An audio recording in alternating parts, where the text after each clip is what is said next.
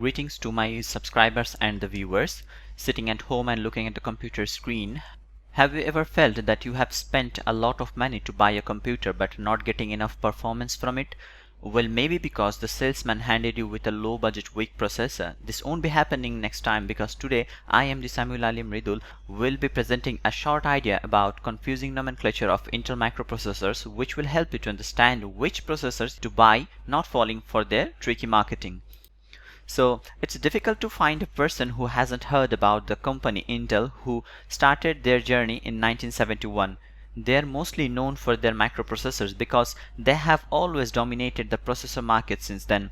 But in the last decade, they are not actually giving their best efforts to help their customers to attain satisfaction, and that is why now they have competitors like AMD and Apple. So their monopoly in the market have been that much strong like in the 90s and the first decade of 21st century. Processors over the years.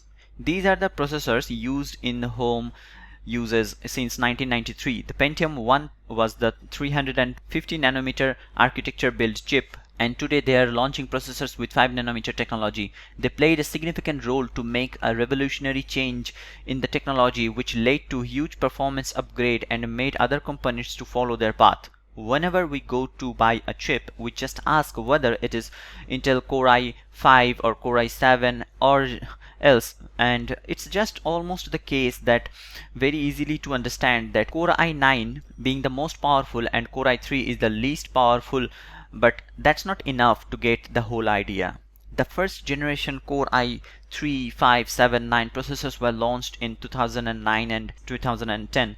I'm going to discuss about these 4 series chips in the upcoming slides.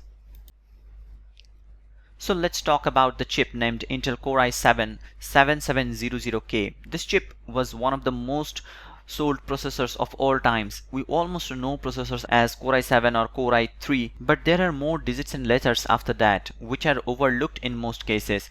After the hyphen refers to the generation of that processor, and the digit after that 700, that means the SQU numeric unit, and the K, the letter in the last section, it is called the product line suffix, which is the most confusing part in the name. Let's get to know about the details about these. So processors are all made of transistors. So smaller the size, more transistor you can use in the same amount of area, and more transistors will help you to increase the workflow and easy multitasking.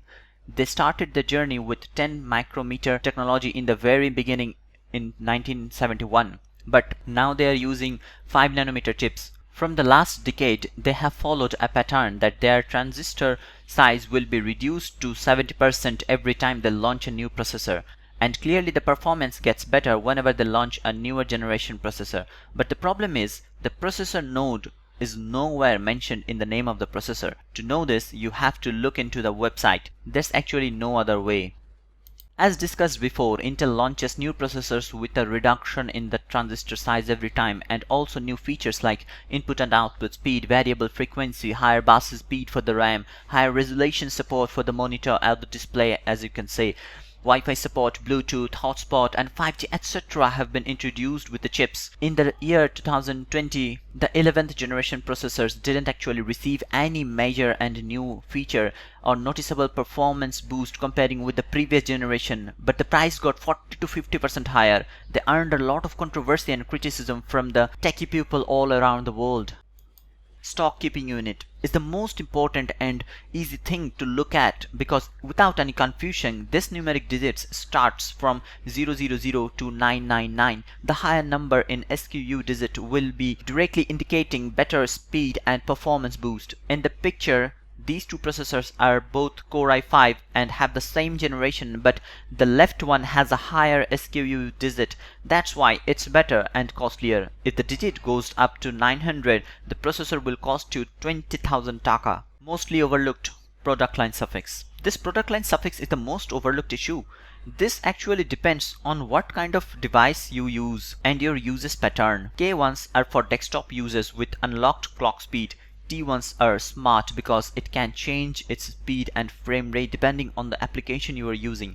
H are for gamers and photo editors. HK chips are for hardcore gamers and pro video editors. U processor are mostly used in the laptops because it has a medium clock speed and less number of cores, and it consumes less electricity, which saves the battery.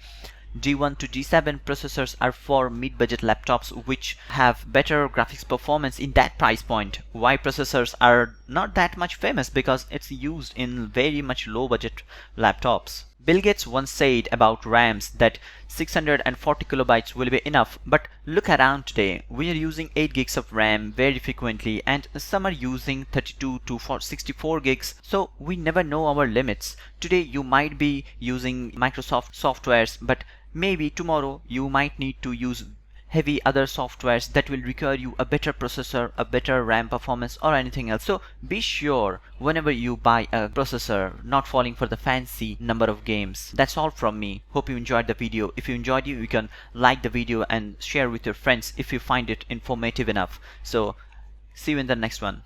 Have a good day, good time. Ta-ta.